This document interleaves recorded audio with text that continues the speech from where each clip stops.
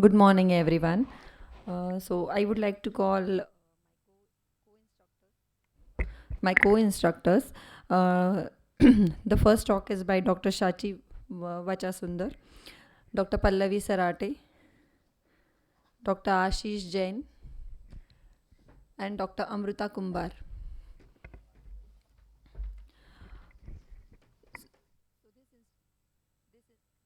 Sorry. This instruction course is on endophthalmitis, which is the most dreaded complication every ophthalmologist is worried about, and we'll be trying to cover that topic from basics till the prophylaxis. So the first talk is by Dr. Shachi, Basic Understanding of Pathology and Microbiology for Ophthalmologist.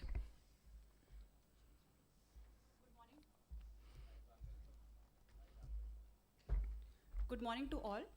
I'll be starting my talk. Basic understanding of pathology and microbiology for an ophthalmologist. I have no conflict of interest and no financial disclosures. As ma'am rightly pointed out, post-surgical endophthalmitis is one of the most devastating complications of intraocular surgery. Entry of infectious agent into the vitreous cavity is a prerequisite for endophthalmitis to develop. Majority of the cases of post-operative endophthalmitis develop in the first post-operative week. Delayed endophthalmitis, that is after 6 weeks, usually is caused by fungi or low virulent organisms. Occasionally, the signs and symptoms may be subtle and misleading in the early stages, so a high index of suspicion is warranted. Coming to the pathogenesis, in the era of ICC, there existed a direct communication between the anterior chamber and the vitreous cavity. With ECC and PCIOL implantation, the low virulent organisms can still become sequestrated in the capsular sac. The IOL can act as an intraocular foreign body. There are increased intraocular manipulations with ineffective sterilization techniques. There can be chronic irritation of the iris and ciliary body by the IOL. Also, the electrostatic forces on the IOL can attract microorganisms from the periocular tissues during insertion. Pathogenesis of postoperative endophthalmitis can occur due to surgical trauma, which leads to breakdown of blood aqueous barrier and initiate the postoperative inflammation. The IOL acting as a foreign body leads to foreign body reaction and release of macrophages with synthesis of cytokines, which leads to synthesis of prostaglandins with further breakdown of blood aqueous barrier and renewed inflammation, including fibrin formation. Also, interleukin 1, interleukin 6, prostaglandin E2 synthesis by the residual lens epithelial cells at the margin of capsulotomy can come in contact with the IOL and cause more synthesis of other cytokines and induction of prostaglandin E2 synthesis, which leads to further breakdown of the blood aqueous barrier, renewed inflammation, production of collagen 4, and capsular phimosis. Coming to pathology, the risk of developing endophthalmitis is directly related to size of the inoculum, virulence of the organism, access to vitreous, and perioperative antibiotic use. As we all know, the avascular vitreous is a better culture medium than aqueous. There occurs inflammatory response from surrounding vascular structures due to breakdown of blood aqueous and blood vitreous barriers. Bacterial infection causes diffuse liquefactive necrosis of the vitreous and invasion of polymorphonuclear cells, which is a hallmark of suppurative necrosis. On gram staining, there are numerous bacteria in the vicinity of necrotic debris. Coming to the actual pathology, what happens inside the vitreous, there are inflammatory exudates in the vitreous, which lead to liquefaction and posterior vitreous detachment, which leads to abscess formation in the vitreous. There is inflammation in the iris, ciliary body, also in the retina, which lead to separative necrosis, and retinal perivasculitis with lymphocytic infiltration can occur. All these findings may not be visible to us because of the dense vitreous inflammation. All this leads to cyclitic membrane formation along the posterior chamber.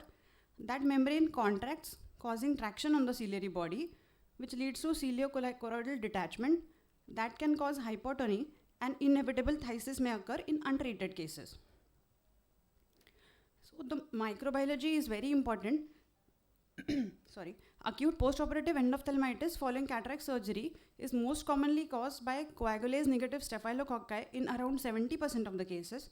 Staphylococcus aureus is causative in around 10% of the cases. Streptococci around 9%.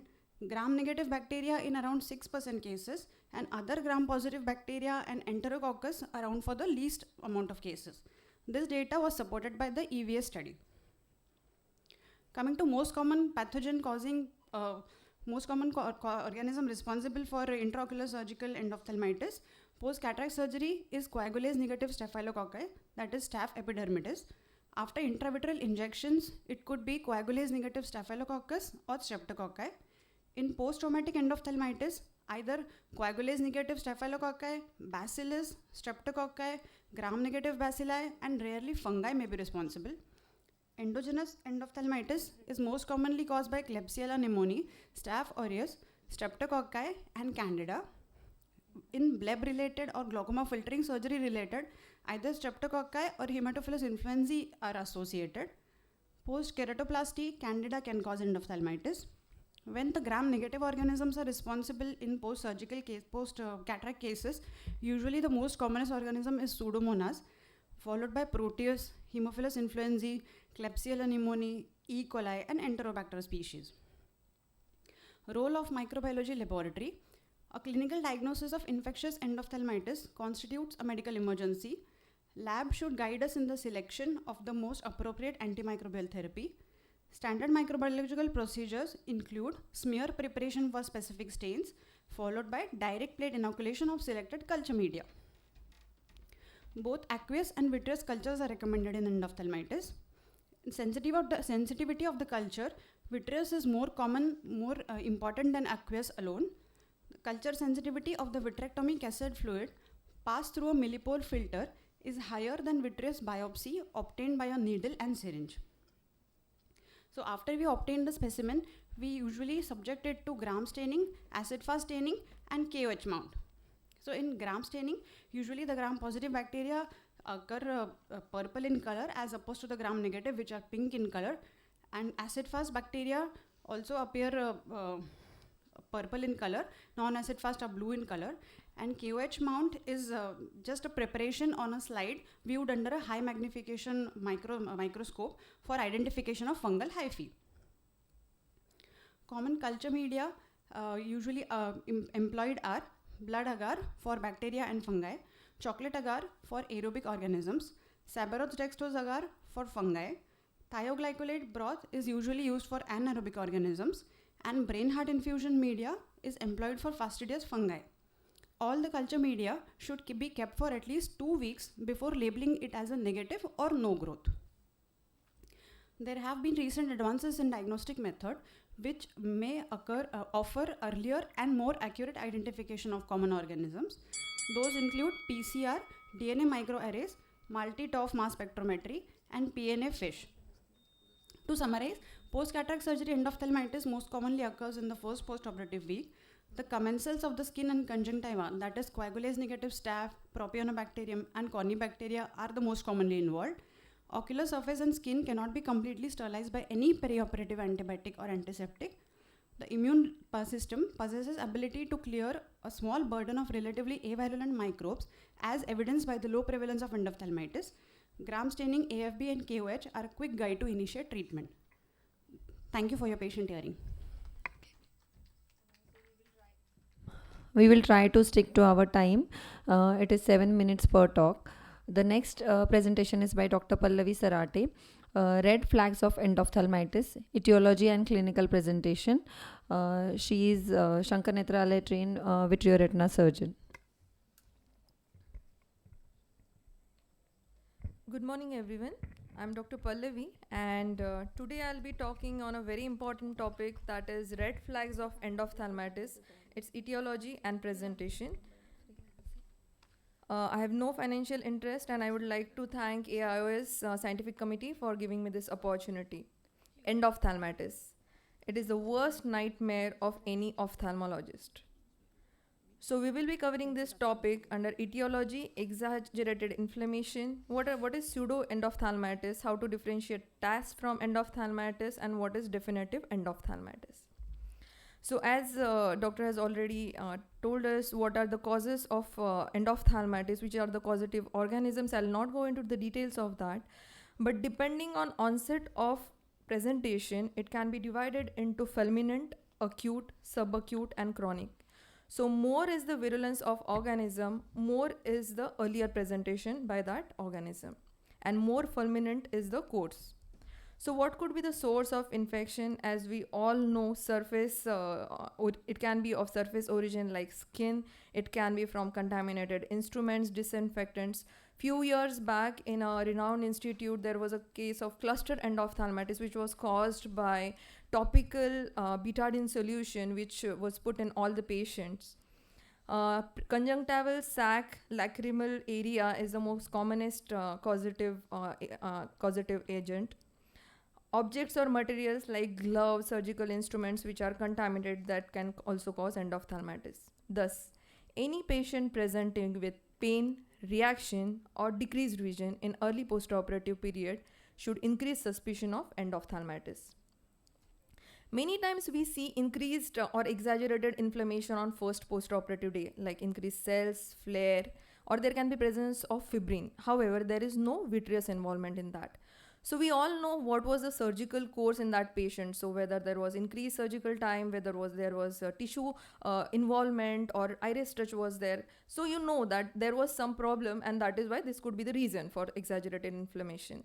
So these cases usually they respond very well to topical steroids, but yes, close monitoring is warranted. As we all know, TAS is acute sterile and inflammatory reaction usually occurs in first 24 to 48 hours. Usually cluster cases are seen of TAS.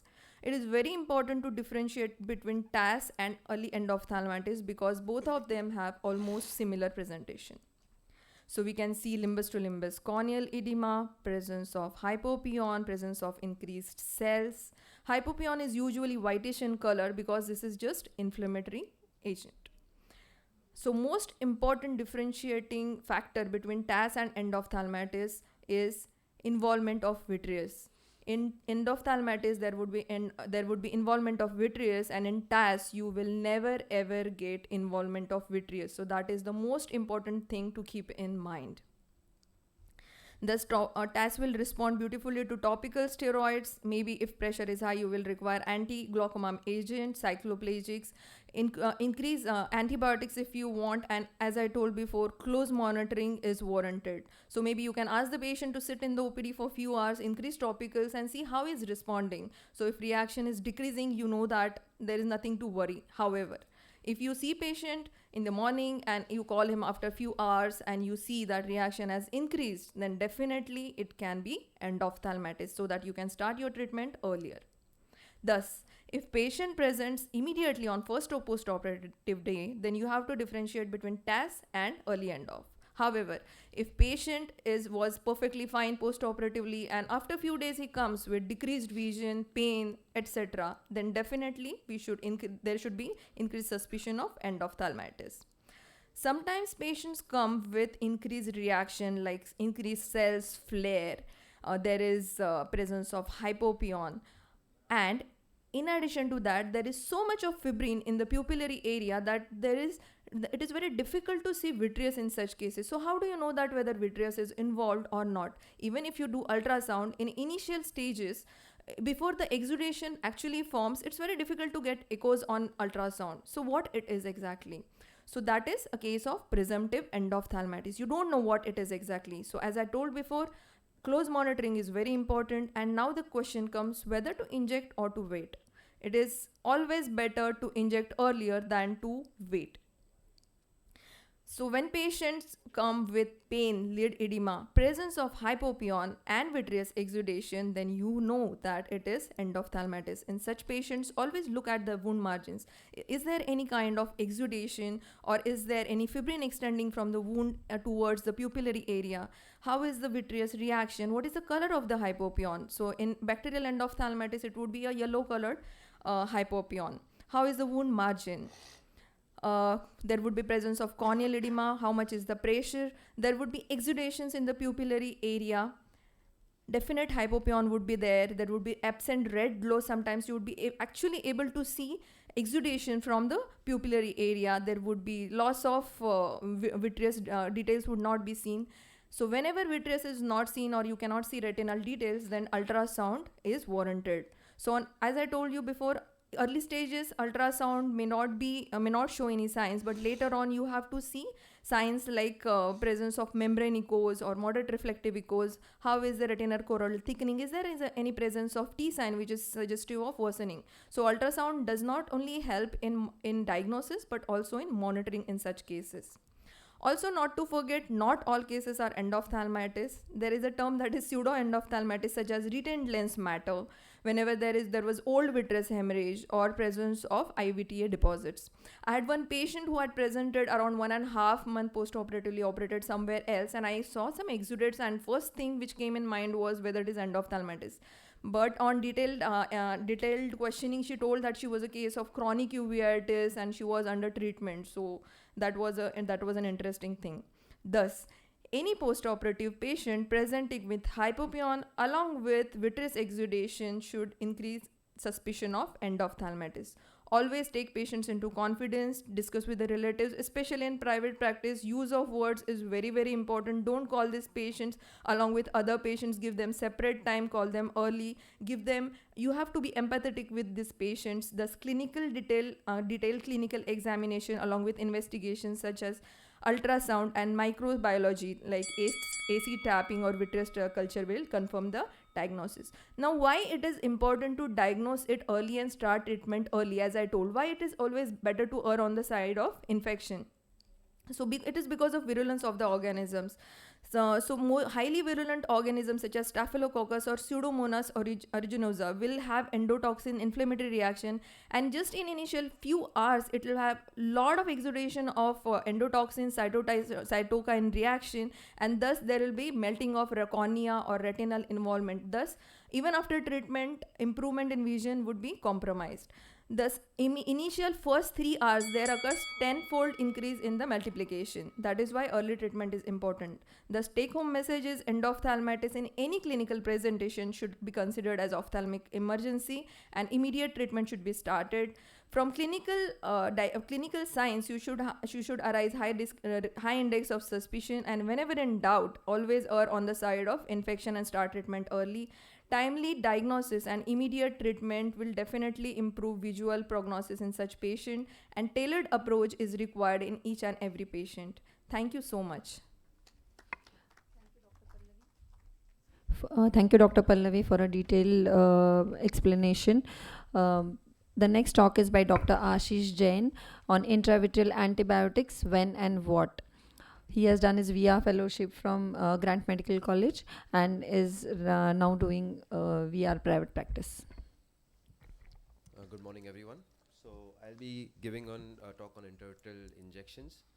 So first thing we see an end off in private practice is what has happened. But keep calm, and difficult to have a smile, but try that. And moving ahead, early diagnosis, a good history and appropriate management will give you a very good outcome with the current management protocols that we have. So intravitreal injections for end off, we have multiple things we have to keep in mind. First is which is the ideal choice, which is the choice of combination that you're going to use. Are you going to use steroids or not? The dosage, the dilution, and then the actual execution. So intravitreal drug administration was started right back in 1944 by Von Salman and colleagues. He had injected penicillin in end off and he got a very good result. Effective concentration of antibiotics was achieved in the vitreous cavity. So when injected early, prior to irreversible destruction of retina, it is most useful. Now, which is the ideal antibiotic for intravitreal injection, which is effective against the offending organisms? It is non-toxic to the retina and the other structures, has appropriate half-life and easily available, and last but the best thing is it has to be cost effective also.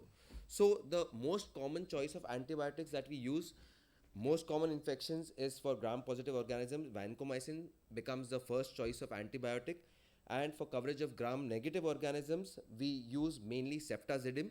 Aminoglycosides are a very good antibiotic against gram-negative, but because of the retinal toxicity, we don't use it more commonly. So the most common choice of antibiotics becomes vancomycin plus ceftazidime. With newer antibiotics like imipenem, meropenem, and colistin, we have increased our coverage of organisms, but this still forms the first line of management.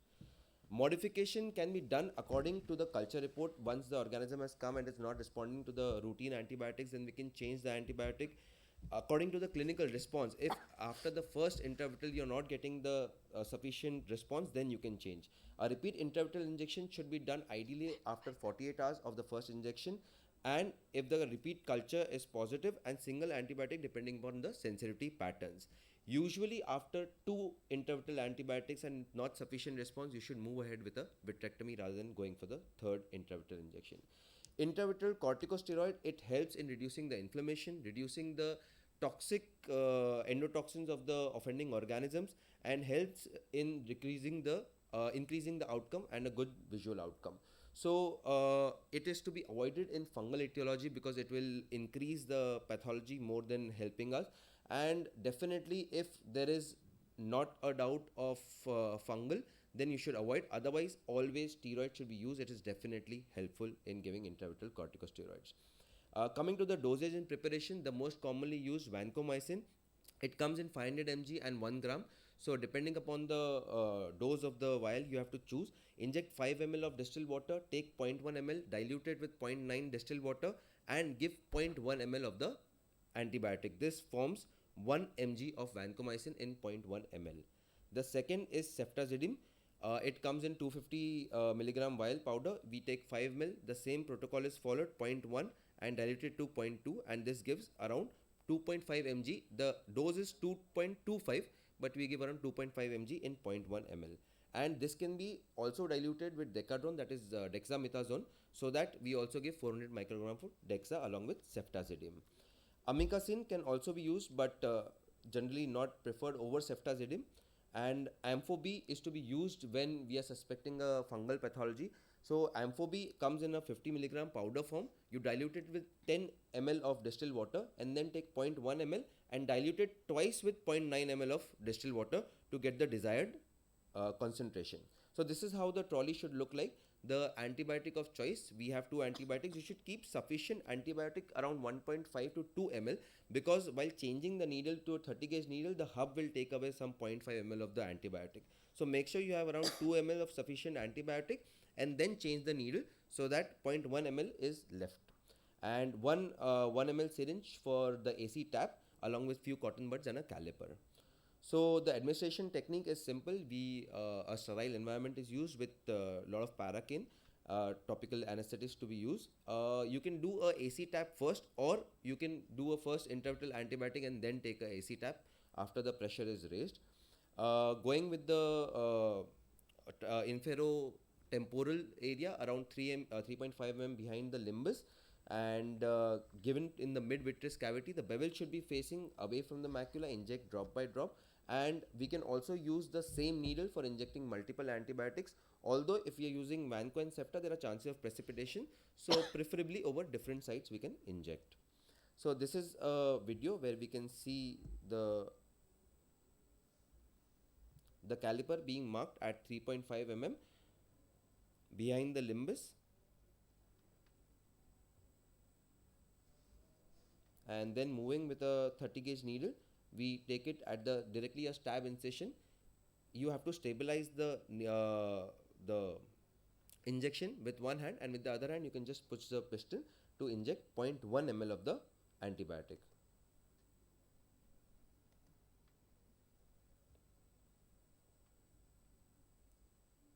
This is the AC tap that we see.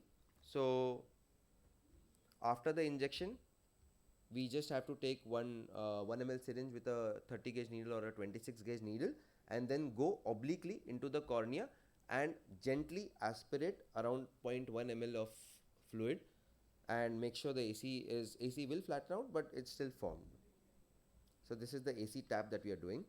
The second mode of collecting a sample also is a Bittrex biopsy, although that should be not done routinely and should be combined only when we are doing a vitrectomy, and should be done along with a cutter. So as you see here, we have the cutter in the right hand along with a 2 ml syringe which is connected to the aspiration port. So once you go in initially without starting the infusion, just press the foot pedal, aspirate some vitreous and take the sample out. So according to the clinical response, the improvement should start within the first 24 hours and maximum within the first 48 hours. You will see a decreased AC reaction, decreased corneal edema, a resolved hypopyon, decrease in the vitreous exudates also, and the most important is improvement in the vision.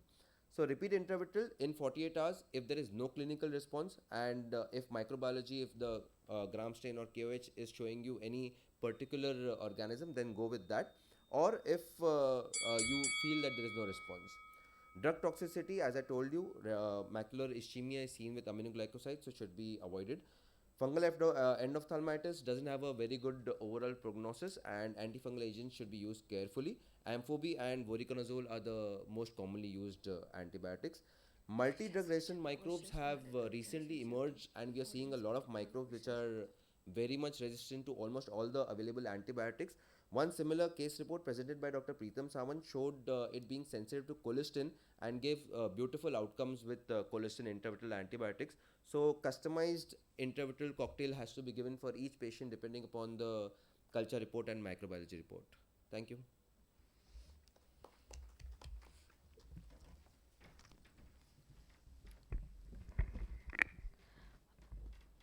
Our next speaker is Dr. SAYALEE LAHANE. She'll be having two talks. First is on surgical management of endophthalmitis A to Z and scary stories of endophthalmitis. Dr. SAYALEE has done VR fellowship from Shankar Netralaya, and she's at present working as associate professor in the Department of Vitreoretina in JJ Hospital. Over to Dr. SAYALEE. Good morning, everyone. So my topic for today is surgical management of endophthalmitis. All unexpected inflammatory response following an intraocular surgery should be considered endophthalmitis unless proven otherwise. The commonest presentation is a non-improvement in vision to the anticipated degree accompanied by an unexpected inflammatory reaction. So when do we do vitrectomy? When there is no improvement or actual worsening of the condition clinically after 48 hours of conservative management, absence of fundal glow on initial presentation, suspected fungal infection, bleb or trauma-associated infection, retained intraocular foreign body, and chronic endophthalmitis with remissions and exacerbations are some of the indications for vitrectomy. What is the rationale of vitrectomy in endophthalmitis? Basically, it removes the bulk of infected material. It reduces the bacterial load. It removes the exotoxins and endotoxins. It provides a material for microbiological tests so that we can identify the organism. It gives better access to antimicrobials and early clearing of the media. For vitrectomy, the procedure is done under local anesthesia. Standard 3-port technique. First, we have to collect the vitreous specimen before starting the infusion so that we have a high yield of organism if possible. Limited core vitrectomy or vitrectomy to the extent possible depending upon the visualization. Intravitreal injection of antimicrobials and steroids if it's not a fungal endophthalmitis, and silicone oil injected as and when required. So I'll be sharing a few videos here. I'm sorry.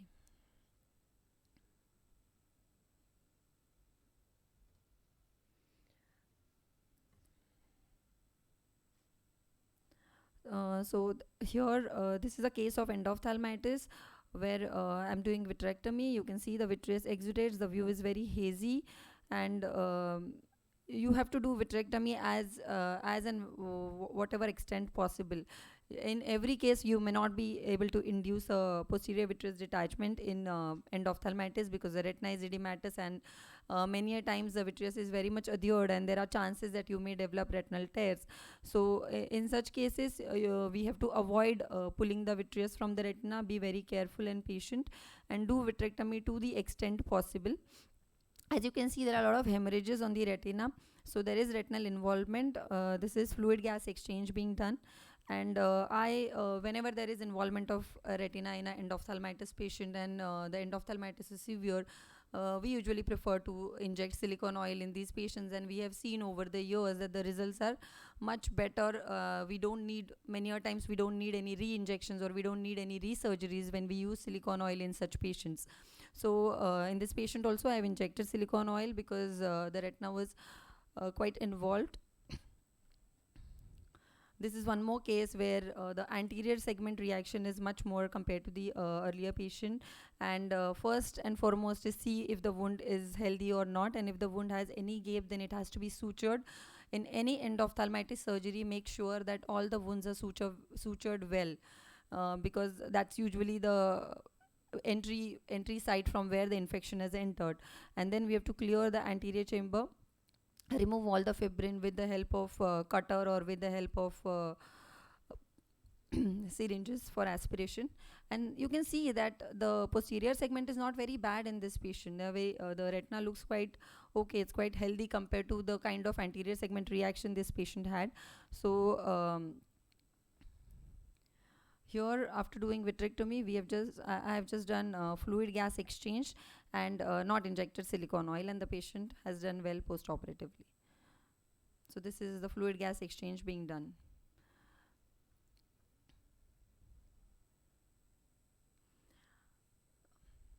This is one more case where the anterior segment reaction, the hypopion was very thick and it was almost filling the whole anterior chamber.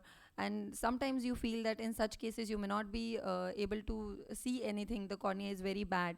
But once you clear the anterior chamber, the view and the corneal edema also reduces. Sometimes the pupil also gets dilated after you remove the anterior segment reaction and the fibrin, and the view gets much better for you to operate. So what are the problems which we face when we are doing vitrectomy for endophthalmitis? The main problem is visualization, and the IOL, whether to keep the IOL or to remove the IOL, which antibiotic to be used, whether there is any association of RD, and in vitrectomized eyes with intraocular tamponade. So visualization. Basically, initial vitrectomy, if you're not able to visualize, you can do it with bent cannula or anterior chamber maintainer until the infusion cannula is clearly visible. So never start the infusion cannula immediately in a patient with endophthalmitis, because the tip may not be visible many a times. Do only as much vitrectomy as is safely possible. Avoid scleral depression and base excision as far as possible. Corneal edema and infiltration, if it is causing any problem, you can just scrape the corneal epithelium and the visualization will be better. Temporary keratoprosthesis or combined PK when the cornea is very bad and you're not able to have a posterior segment view. The intraocular lens. Anterior chamber wash with removal of the membrane over the IOL has to be done before proceeding with vitrectomy. The IOL may not be sacrificed in every case of pseudophakic endophthalmitis, but it becomes necessary in gross infections of gram-negative organisms and sometimes in fungal endophthalmitis. P-acne endophthalmitis, you have to perform a generous capsulotomy, either to retain the IOL or exchange the IOL, and if possible, inject intraocular antibiotic, especially vancomycin, in the remaining part of the capsular bag, because P. acne are sensitive to vancomycin. Chronic resistant endophthalmitis and sequestered organism, if you are suspecting it within the bag, and if the patient is requiring resurgeries for endophthalmitis, then you may think about removal of the IOL with entire capsule. Unusual situations, if the scleral tunnel is involved, you may need a sclerocorneal patch graft if there is melting. In presence of filtering bleb, change the position of the sclerotomist to avoid damage to the bleb. If scleral buccal is present, then sometimes we may have to remove the scleral buccal so as to remove the exogenous source of infection. Post-operative management, we have to watch the patient very closely for improvement in the symptoms such as pain, analgesics if necessary, topical systemic antibiotics, antifungals or steroids, topical cycloplegics, repeat AC tap and intravitreal injection if there is persistent inflammation, if there is recurrent vitreous fibrin, and if persistent media opacity is there. And usually, if you have operated the patient and you have injected silicone oil in that patient, many a times it is not required in majority of the patients. The signs of improvement: reduce pain, decrease inflammation and hypopion, increase red reflex, retraction of any fibrin, and improved visual acuity. These are the signs of improvement. When do we need a resurgery? It is required if there is reaccumulation of exudate. Suppose if we had done a core vitrectomy, PVD has got induced, then you may need post-PVD to complete the vitrectomy. Resistant organisms where repeated intravertebral injections do not have any effect. Optical purpose for the infection is controlled, and if there is rhegmatogenous RD or ERM formation, which is secondary after the patient has come out of the endophthalmitis. What are the poor prognostic factors? A positive culture, then a highly virulent organism, the sensitivity of the organisms, then duration of infection. Increased duration between the onset of the disease and the therapy is a poor prognostic factor. Initial visual acuity less than 20/400 is again a poor prognostic factor. Concomitant ocular diseases like RD, rubiosis, PVR, host response to the organism, and any associated macular edema or submacular exudation again has a poor response or poor prognosis. Endophthalmitis vitrectomy study is a multi-center trial which was done in 1995, wherein they found the role of immediate vitrectomy and systemic antibiotics in management of early post-operative endophthalmitis. My talk duration is 10 minutes and the next one is 7 minutes, so I'll be combining the two talks together. Role of immediate vitrectomy and systemic antibiotics in management of early post-operative endophthalmitis. Here they evaluated 420 patients and the follow-up of 9 months was there, and the conclusion of the study was systemic antibiotics have no role in the management. Visual acuity more than PL, routine immediate vitrectomy is not needed, and if it is only PL, then vitrectomy is of substantial benefit. But are the findings of EVS study still relevant today after so many years? The toxins and the cellular influx, which can still damage the retina and limit the visual recovery, even if the infection is brought under control with conservative management. Late intervention leads to poor results, like 6% of the patients had phthisis or enucleation in EVS study, and only 53% patient had more than 20/40 vision in EVS study. Now with the improved techniques of vitrectomy and improved and much better visualization system, I feel early vitrectomy gives better anatomical and visual results. So on conclusion, endophthalmitis is a devastating complication of intraocular surgery, and visual outcome is directly related to early diagnosis and appropriate therapy. Thank you for your patient listening.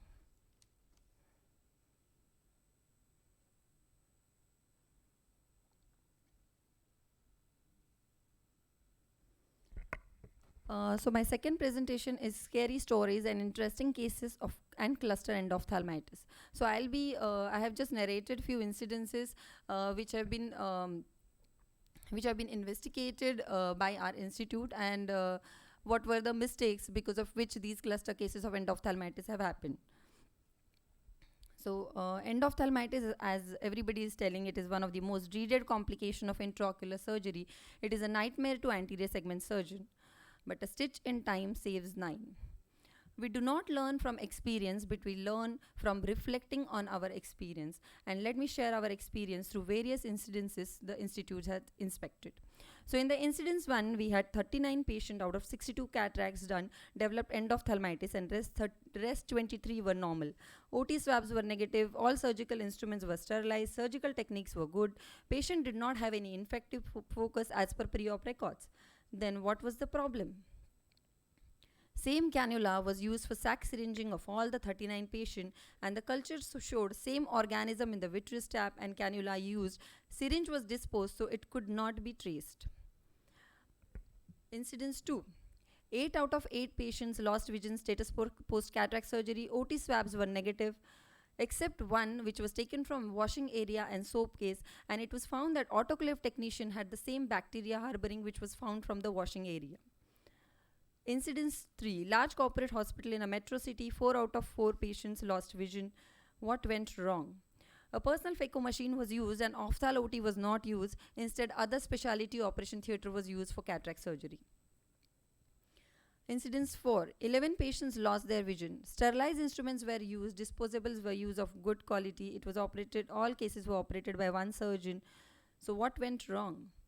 Gynec OT was used and the OT swabs were not taken before operating the cataract patients. Incidence 5. 29 patients operated on one day, lost vision, developed endophthalmitis. Surgical technique was good, disposables were good, surgery were done in a sterilized ophthal OT with swabs negative. What was the problem? The autoclave technician was under the influence of alcohol, and it was found that only indicators inside the surgical tray were changed without autoclave of instrument, and the surgeon did not change gloves for in all the surgeries. Incident 6. 7 patients lost vision post cataract surgery. Good phaco surgery done, very good quality IOLs, and good pseudophakia, ophthalmology with swab negative. Phaco tubings were not sterilized, and phaco tip was not autoclaved and repeatedly used for all the cases. Incident 7. 8 patients, same OT, same day, acute onset endophthalmitis, 2 days. Aqueous and vitreous samples were sent for microbiology. 5 patients underwent vitrectomy. 3 patients required IOL explantation. Intravitreal vancomycin and deca were given. Vitreous sample from all grew Pseudomonas aeruginosa. Initial response to VCD was not satisfactory. 3 patients underwent revitrectomy and silicone oil injection was required in 2 patients. When the antibiotic sensitivity report came, everyone was surprised because it was almost resistant to all the antibiotics which were used for that patient, and it was only sensitive to colistin. Routinely, what we use is vancomycin, cephalosporin, because they have a little broad spectrum and they are a little less toxic to the retina, and dexamethasone. But what if there emerges a gram-negative bacteria that develops resistance to most of the available antibiotics? Then what do we do? So, in this multi-drug resistant microbe, our experience with combination of colistin and meropenem in drug-resistant endophthalmitis. So, what we did in this patient was post-microbiology report. Colistin was started intravitreal and intravenous. Intravitreal dose use was 0.4 milligram in 0.1 ml, and intravenous injection of colistin was given in 5 patients, 1 million international unit, 12 hourly for 5 days. 4 eyes out of the 8 had vision more than 6 by 60, more than or equal to 6 by 60. 2 eyes with vision less than 6 by 60, and 2 eyes were pre-thysical with a PL vision. This is one more interesting case where a 67-year male non-diabetic hypertensive came with complaints of pain, redness, diminution of vision in the left eye since 1 month, and left history of cataract surgery done in 2006, and on examination the vision was PL plus PR accurate. There was a corneal abscess 6 into 3.2 millimeter at the wound site, cells 2 plus, flare 2 plus, vitreous showed cells, and B scan showed a lot of exudates in the vitreous. Corneal scraping plus vitreous stab plus vitrectomy and silicone oil injection was done.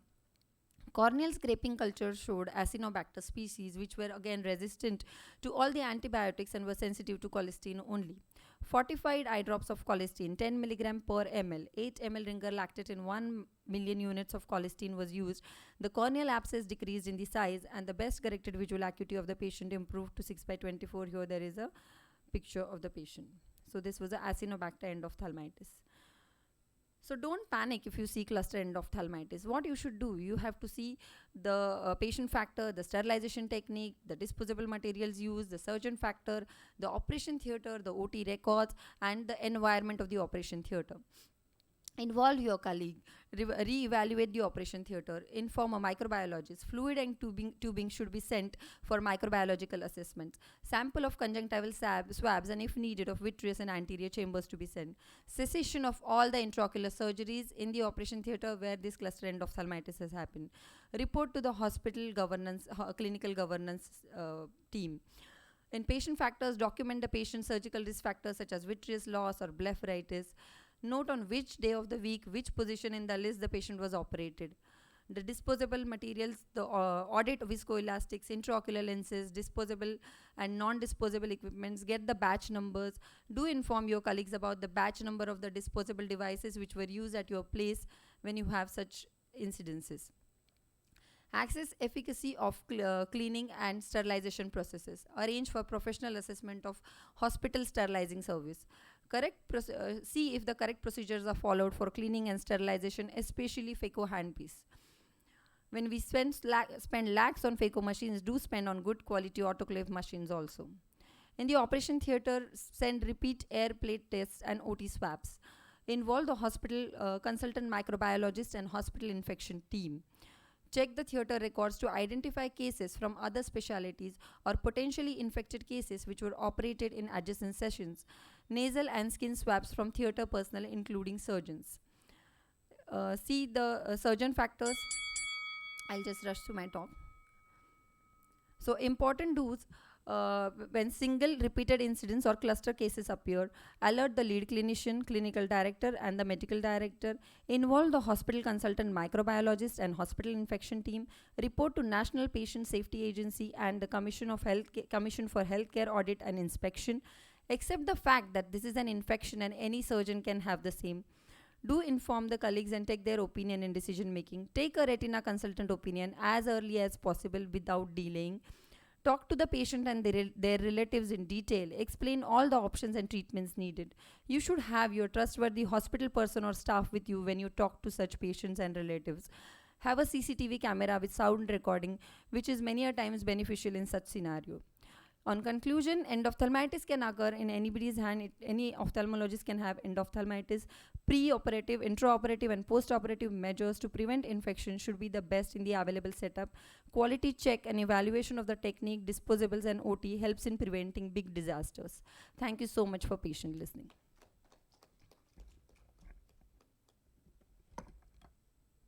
Next.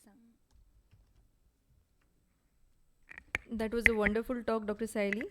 And the next talk will be by Dr. Amruta Kumbhar. It will be on Be Safe Than Sorry, that is prophylaxis and prevention in endophthalmitis. Over to you, Dr. Amruta. Good morning all, and thanks to AIOS for this opportunity and my co-presenters who have wonderfully explained most of the things about ENDOPH. Now let's see how we can prevent such kind of situations. Now, risk factors for ENDOPH is preoperatively blepharitis, acute conjunctivitis, lacrimal drainage system obstruction, infection, contaminated eye drops, poor systemic control of diabetes or immunocompromised state. Operative risk factors are break-in asepsis, improper draping, wound abnormalities such as leaky wounds, PC-REN, especially with the vitreous loss, retained lens fragments, prolonged surgical time, contaminated irrigating fluids, instruments, and viscoelastics. Now, types of IOLs, some of the studies have shown that silicone IOLs were associated with the higher risk of post-operative endophthalmitis as compared to the heparin-coated modified PMMA or acrylic ones, according to ESCRS studies. Now, these are some of the risk factors according to ESCRS study, that is the European Society of Cataract and Refractive Society. Now, prevention is always better than cure. Preoperative assessment is much important. Reduce the resident flora on the lids, lashes, ocular surface. Meticulous lid hygiene is at most important. Treating blepharitis, meibomitis to improve the surface tear film. Bases of eyelashes and lid margins are to be cleaned prior to surgery. Preoperative topical antibiotics which reduce the cultures of periocular flora, though it is not proven by any studies to support. Duration vary depending upon the surgeon's preference. Some prefer 1 hour prior to surgery and some 1 to 3 days prior to surgery. Now, perioperative regimen is at most important. Sterile conditions in the OT. The operating theatre should be equipped with standardized quality control systems with separate clean and dirty circuits for all the personnels, equipments, and materials. Quality assurance of the airflow, such as HEPA filters and surfaces, should be performed periodically. Single use of tubings wherever possible or cost allows. Equipments that become wet during the operative procedures is important because wet areas are easily contaminated by the Pseudomonas species, which is known to cause devastating endophthalmitis. Now, before starting the surgery, instillation of povidone iodine 5% on the ocular surface for at least 3 to 5 minutes prior to surgery is recommended. This measure has the most long-standing and highest evidence for its efficacy. In addition, sterile preparation of skin surrounding the eye with povidone iodine 10% is used. If iodine is contraindicated for the reasons of allergy or other things, use aqueous chlorhexidine 0.05%. Meticulous eye draping, though it is a small step but at most important step, to achieve a sterile field. Eyelash trimming has not been determined to reduce the bacterial flora and no longer recommended. Now, surgical regimen, incision is preferred at limbus according to ESCRS studies than the clear corneal one. The multiplanar incision is preferred, long tunnel, length equaling the width of the incision. It should be self-sealing at the normal IOP, minimal hydration. Now, check the integrity of the wound at the end of the surgery with a dry sponge to find any gape, leak, or dehiscence, or vitreous wick, which has a high chances of endophthalmitis. If required, single suture has to be placed which can be removed 1 week after confirming the healing of the wound. The role of intracameral antibiotics. Endophthalmitis prophylaxis study, that is ESCRS, has recommended use of intracameral ceftriaxone into the anterior chamber at the end of surgery. Now, ceftriaxone is licensed parenteral product diluted to a concentration of 10 mg per ml with sterile 0.9% normal saline, and dose delivered is 1 mg per 0.1 ml for intracameral injection. This is commercially available in most of the European countries, but outside Europe the use is not very good. Some similar studies have been done in 2013 in US, and they have also found the similar studies as ESCRS. As ceftriaxone is not widely available, use of intracameral moxifloxacin is being done, which is not FDA approved yet. 0.5% solution preservative free, which gives a concentration of 0.5 mg per 0.1 ml. It is used for prophylaxis, which has a good safety profile, such as endothelial protection is better. It is better for the gram-negative coverage, enterococci, and ease of use. Some surgeons prefer antibiotics in the irrigating fluids. Some prefer subconjunctival antibiotics, which were popular till present, but lack of evidence about the role in prevention of the endophthalmitis. And vancomycin should be preserved for the cases of MRSA. Potential complications of intracameral are allergy, cystoid macular edema, corneal edema, and contamination. Now, note is intracameral applications of the antibiotics, including the ceftriaxone. It's not licensed by all the countries. So, see the rules and regulations of each and every country, and final decision would be of surgeon's preference. Now, post-operative regimen are topical antibiotics. Second generation fluoroquinolones are preferred ones, such as ciprofloxacin, which is active against Pseudomonas. Third generations, which are widely used nowadays, are moxifloxacin, ofloxacin, datifloxacin, levofloxacin, which has gram-positive, penicillin-resistant, streptococcal, and mycoplasma and chlamydial coverage. Now, what is your preference? It depends upon surgeon and in which conditions surgeons are operating. Now, preoperatively, try to give the topical antibiotics. Intraoperatively, again, intracameral irrigating fluids or subconjunctival. It depends upon surgeon's choice. And postoperatively, topical antibiotics are to be instilled according to routine regimens. Now, take-home message: preoperative assessment of the patient is very important to find out any kind of blepharitis or lacrimal drainage apparatus obstructions. Antibiotic prophylaxis whenever necessary. Strict asepsis in the OT, instruments and tubings. Intraoperatively, meticulous lid draping, though a small step, which is very important for the sterile field of surgery. Povidone iron wash, proper wound construction and sealing. Intraoperative antibiotics, surgeon's preference. Postoperatively, topical antibiotics as routinely given. These are some of the references. Thank you. Very nice. Just few points I wanted to add. For doing AC tapping or intravitreal antibiotics, many people think that they need to use OT, and most of the times we have to take endophthalmitis case or any infective case at the end of the OT. So we may lose the most important time of few hours of the after the patient presentation. So whatever most sterile environment is available, even though it is your OPD, you may go ahead with AC tapping or intravitreal injection. So timing of starting treatment is very important to avoid bad prognosis in these patients. Second point was about EVS study, as Dr. SAYALEE has already mentioned. EVS study, what it told us was that you wait till patient loses its vision till PL. So nowadays, according to the latest studies, we don't wait till patient's vision becomes PL, because by that time already there would be cytokine storm, and there would be already retinal damage, and recovery would be very difficult. So monitoring is very important. As I told before, if you feel that patient is worsening, please go ahead with treatment, whether that is intravitreal antibiotics. If still patient is worsening, then vitrectomy is the surgical choice. And third point, whenever you are doing AC tapping, try to take that aspirate from hypopion, or try to get little fibrin, so that chances of your sample getting positive are more. Thank you.